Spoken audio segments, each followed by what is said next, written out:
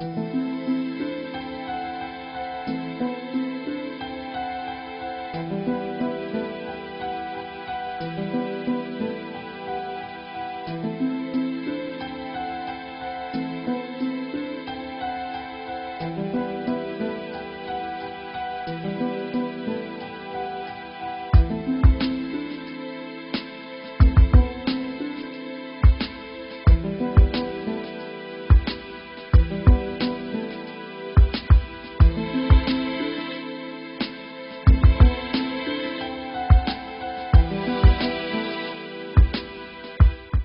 my pleasure to welcome you to another edition of Child Crest. We are continuing with our series on substance abuse. You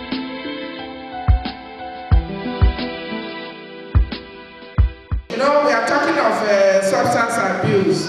When we did this program in Kaduna, somebody said even 9-year-old abuse substance. So don't think you are immune to it now, and you think something can. Do you know that we are all abusers of substances?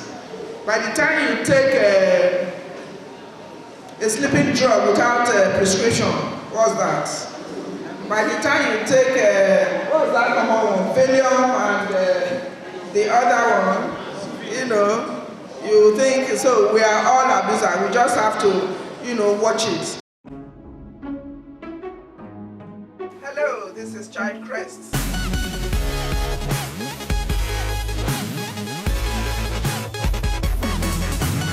In the kitchen, when women are cooking, food hygiene goes a long way.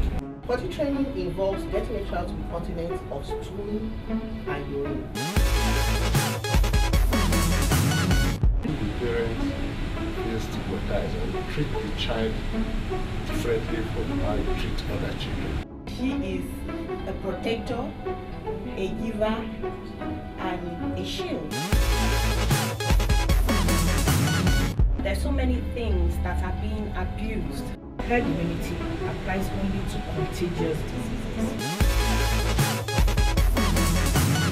By making sure we wage war against rodents.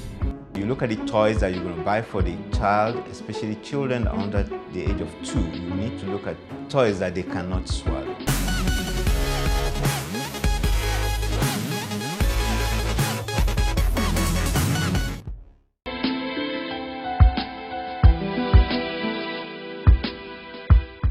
And today, I still have sharing thoughts with me, Dr. TOKUNBO OSENI, a practitioner, family health physician with UNILAG Medical Center. Yes, UNILAG in the campus. Our discussion is centered on activities in the campuses. And she has, in the previous edition, talked to us about how somebody perpetrated a lot of things that happen in the campuses.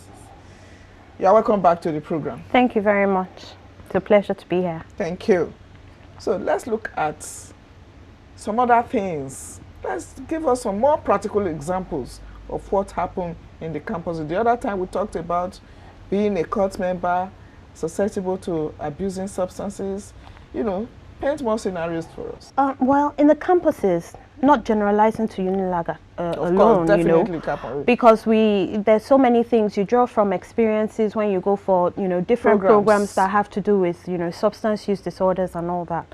You find out that, you know, the schools are a bevy, you know, the students are impressionable, and, you know, there's so many things that are going on, especially, you know, as relates to this socioeconomic crisis that we have. You have students who are coming into school and having to fend for themselves. Because of that, they are, you know, at risk of being exposed to these illicit businesses, as we call it. You know, there's so much going on in the social lives now. You have young girls who are doing many jobs, you know, under the guise of being hostesses and ushers and various things at these parties where they are taken advantage of. A lot of times, you know, these drugs are used to get them in the right frame of mind to be able to, you know, participate in this kind of activity. Right frame of mind? Yes. Oh, okay. Let's ironical in the right frame for them, but basically we know that it's the wrong frame of mind. And you know, because some of these drugs actually have, you know, relaxing, as I said, abilities. It has the ability to make you feel good. It makes the ability to change your environment. You think you're somewhere else when you're actually just seated in a very dingy environment. So these drugs are used, you know, to get them in the quote and unquote frame of mind where they are, you know, they're free, inhibited to do, you know, a lot of things that they would not normally do. Of course, you have people who, you know, perpetuate this act too, because you find out that there must be someone who is brokering the business. And of course, brokering the business of the sale of the drug, brokering the business of the sale of the girls, recruiting, you know, and all that. So basically, they're business transactions that, you know, that are going on. Exchange of money is going on. So because of the amount of money that is involved in these things, it's actually it's going to be quite difficult to break, but not impossible. Okay. The main thing is to have the political will to stem it. Yes. Now, earlier on you talked about benefit, family contribution, the relevance of proper upbringing. A child may think that, oh, I have been in bondage at home. Now I have freedom in school. So vulnerably will go and, you know, be a victim of some high class people. Have you been confronted with this? Oh yes. There's several times that you find out that the student is actually a victim of circumstance.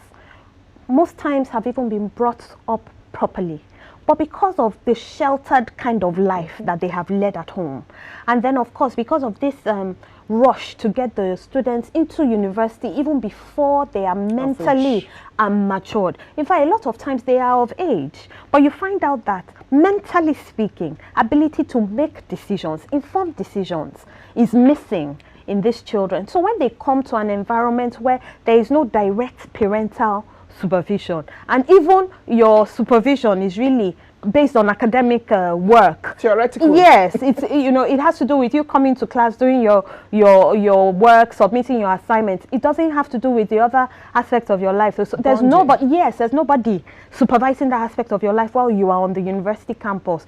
So because of that, these are prey to, you know, people who are already in the business of recruiting and getting, you know, these young minds to using these drugs, because it's a money-making business for them, and of course even misleading them, you know, and leading them to destruction. Okay. You know, earlier you talked about the university system. That's where we halted the last time.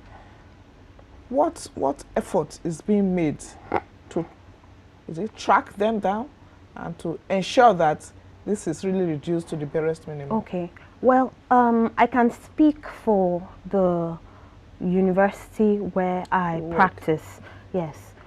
In our own situation, the practice or norm is usually when you find students that are abusing drugs, or with, you know, and usually it's because of a raid that is being done on a particular area, or as a result of a tip-off and all that. The usual thing, because it's all part of the rules and regulations of the school, is that you're expelled or rusticated. The same thing with cultism, you're rusticated or expelled. But in our own institution, we don't just do that. We have a wellness program that has been instituted in our university medical center for these students, because it's not enough for you to identify them. You actually have to help rehabilitate them, and that's what we're doing. So we provide the support, you know, for them to change. But of course, you know, we have two different categories. The ones that are willing to change and the ones that are unwilling to change. So the management at that point, you know, is geared towards which category you actually fall into. But the university has a policy, which is that after you have been found to have a substance use disorder, for you to be readmitted into the university, you have to be clean. and you have to maintain for a period. So it's not enough for you to be rusticated. We provide the support throughout that period when you're away from school. And when you come back to school, it is on a clean bill of health, and that clean bill of health must also be maintained for a while, because we do, you know, sequential tests and monitoring to ensure that you're towing, you know, the line of remission for this thing, of course, to get you on the brighter path. And then this clean bill of health does not come that easy. No. I hear once you are addicted, it becomes very difficult to, you know. Well, we'll be dwelling more on that. I think it's the right time for us to take a short break. Let's take a breather.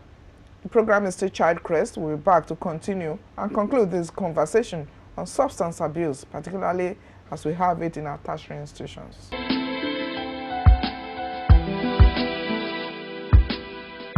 Watch the things you take, the kind of friends you keep. When you attain puberty, you know what puberty is? It's that stage that you begin to grow from a child to an adult. Your body is changing everything. Some of them say to you that one of the ways to show that you are now a big boy is to have girlfriends, to rape girls, and another thing is to take drugs. They say your voice is too tiny. You need to take drugs so that those girls will respect you. What you see that what's happening? So when I work with secondary school students, I discover that that's one of the reasons they take drugs, to become rebellious. Now people will be scared of them. When you are 10 or school, when you begin to run away. Then what are the effects?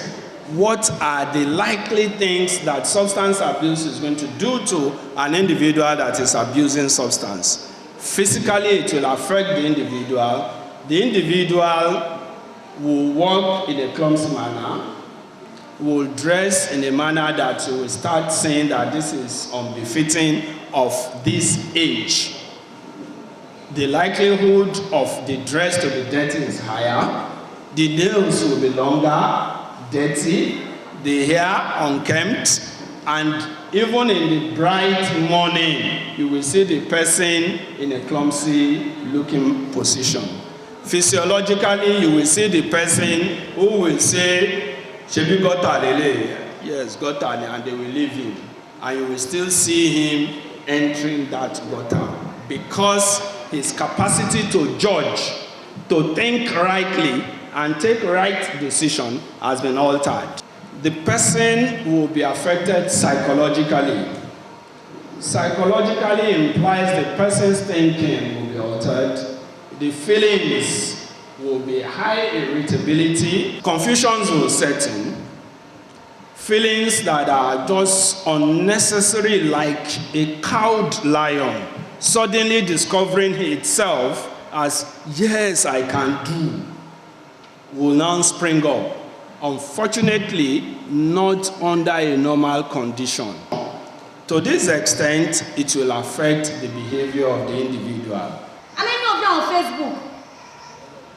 All of you. God bless you, sir. One down.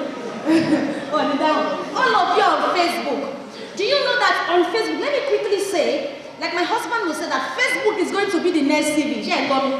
You know next CV. CV, if you want to, if you apply for a job, after they interview you, they'll tell you to go home. They will not check your social media page.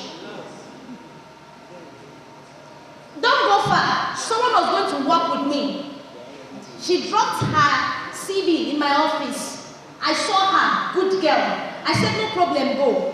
When she went, and I went to her Facebook page, she means that I'm working with families, I'm working on addictions, I'm working on parenting. I will not bring this kind of person to my organization that will wear shorts, short belly, and say B.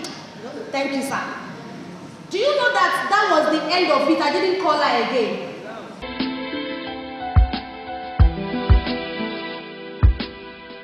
You're welcome back. The program is still Child Crest, and we're sharing thoughts here with Dr. TOKUNBO OSENI, a family health physician with Unilag Medical Center. Our focus is on substance abuse. Let me quickly ask this. When we say substance abuse, which of the gender is more guilty? Where is it more prevalent? Is it the male or the female gender? Because, I mean, most of our tertiary institutions are comprised of both female and male. Yes, it's more common with the males, actually. But there is an increasing rise, even in the female population now. So you have situations where young females actually walking to come and confess about, you know, usage and all that, because, you know, they've tried on their own to stop the use of the drug, but they realize that they're not able to achieve success and realize that they need help. So they walk in, you know, on their own and, you know, tell us, I've been trying to stop this thing. I know it's not good for me. I've seen what it's doing and I know I need help. Or else, if I don't get the help, something else might, you know, just go on. So there's an increased rise even among the female population, even though it is more common amongst the males. Okay. Why would anybody want to abuse substance? For substance use, people who eventually, you know, get into recurrent use, it's a form of escapism. You're trying to escape from your present reality. And it's because all is not well with your world. It might be a conscious or an unconscious reaching out, but basically it's reaching out for help. It's a cry for help, actually, when someone actually starts to use substance and then abuse them, because there is something not right and you're looking for something to make it right. Unfortunately, the thing you're looking for is the wrong way of, you know, trying to correct that thing that is not right in your world. So it's a way of, you know, leaving the present problems that you have and moving on to a world, temporary though, where you feel that everything is okay. Transient. Very transient world, yes. All right, so earlier you talked about rehabilitation center in schools, rustication. You see, when somebody is guilty of this, fine, it's a menace, but rustication, is that the way out? When you say rehabilitation and bringing that child back to ensure that it doesn't happen, and even just not happening with him or herself, doesn't spread to other people. Are there other measures to even prevent these people from going into it? You know, there are two different things. There's rustication and there's expulsion. Okay. Rustication is that you have a period of time away from school, spanning about a year. It depends. You can be rusticated for a semester, 2 semesters, you know, but usually not more than that. Whereas expulsion is, thank you, bye-bye, it's okay. We don't need you anymore in our environment. Now, for every rule and regulation, it can't be a rule or a regulation if there's no punishment that goes with you breaking that rule. Now, it says clearly when you come into school, you're not meant to abuse drugs. You're not meant to join the cult organizations. And the consequence of you doing that is this, which has been well said. But in our own institution, even at that, the whole point of that is to actually give you time to get on track, because there's no way you can be, you know, in a rehabilitative process and still be able to cope with school. You need time to be able to focus on the healing process of getting yourself back on track. So that is the period that is granted you, so that you can, you know, do the healing process and then come back, you know, fresh to a new start and completing your education. Now, are there things that we do to prevent the students from getting into, you know, from starting at all? Yes, as an institution, once the students come in, we do what we call orientation. Part of that orientation program is where we go talking to the students, you know, creating awareness about the consequences of abusing drugs, the consequences of joining the cult organizations, and what this can do to your academics and eventually your career and your life, your future. And you know, and we don't stop only at the orientation programs. We go to the halls of residents that are, you know, sited on the university campus, and we even go to the departments and the faculties to do one-on-one, you know, counseling sessions. Apart from that, we have a counseling unit that is in the university campus as well, that we work hand in hand with, you know, when these students are identified, the ones that come, you know, and, you know, confess on their own that, oh, I have this, I need help. We have them, you know, working together with us to ensure that, you know, there's support, because the main thing for rehabilitation is for that person to know that someone believes in him or her to be able to overcome that problem. And of course, you know, the family still plays a very important role, because if there's no family support, of course, the chances of that person overcoming that trial and even, you know, maintaining the rehabilitative process becomes very difficult. So we work with the counseling unit, our wellness center, and the family to ensure, you know, a well-rounded package to ensuring that the rehabilitation process is as successful as possible. That does not mean that, you know, at some point in time there might not be a relapse, But one of the things that they're also told during the rehabilitative process is that there is no, you haven't failed by, taking a step back. Making a mistake. Yes, by making a mistake. The main thing is to recognize that mistake as early as possible and get on track again.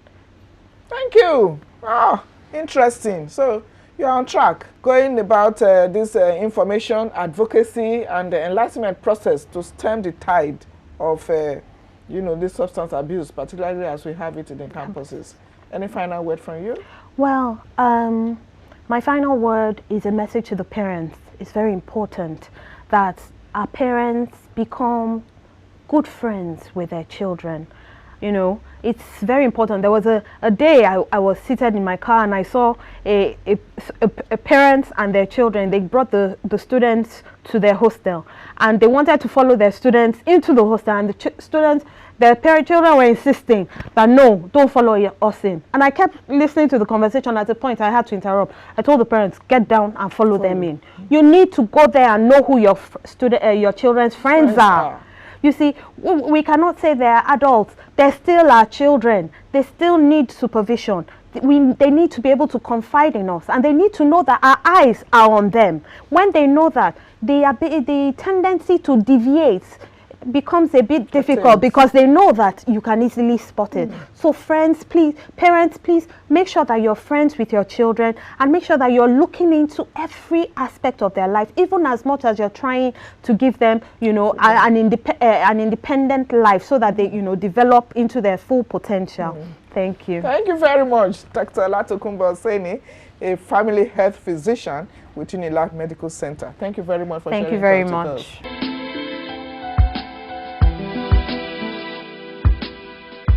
So students, I want to appeal to you today.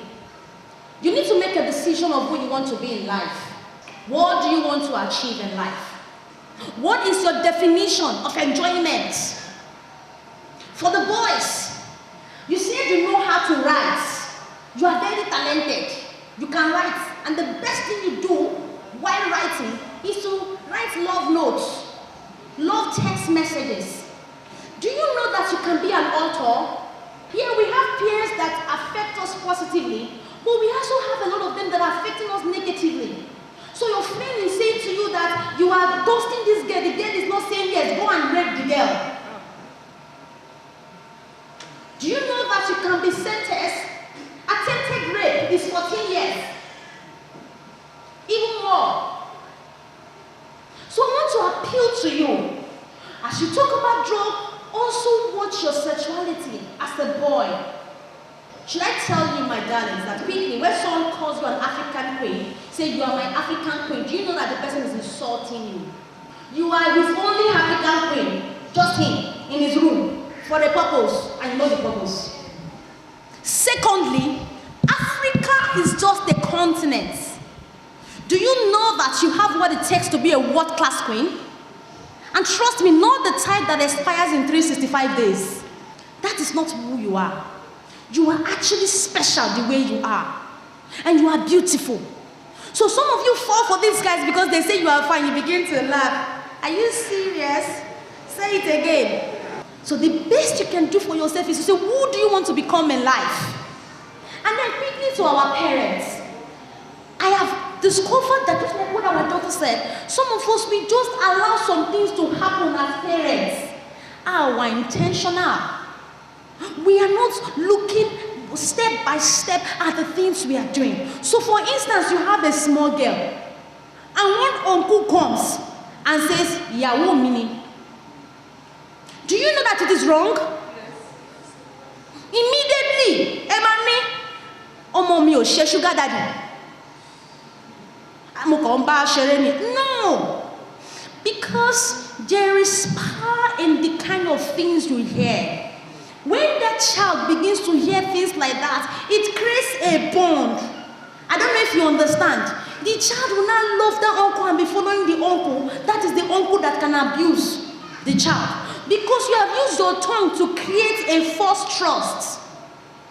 And children are very quick to assimilate.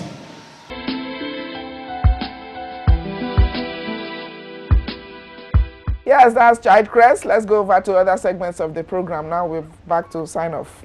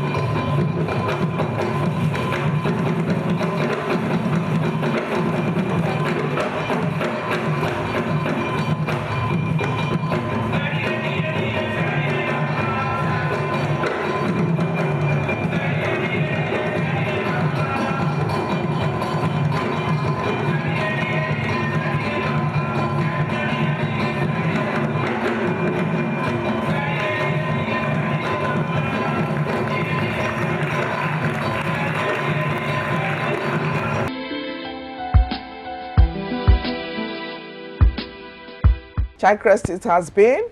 We thank you very much. Sharing thoughts on substance abuse, particularly as we have it in campuses, with all the enlightenment, advocacy, and tutorial being given. I'm sure within the shortest possible time, this menace will be, reduced to the barest minimum. Remember that you can support and sponsor this program. Join us same time next week when we shall bring you a fresh edition from the studios of Child Crest. Until then, it is all about the child. Bye for now.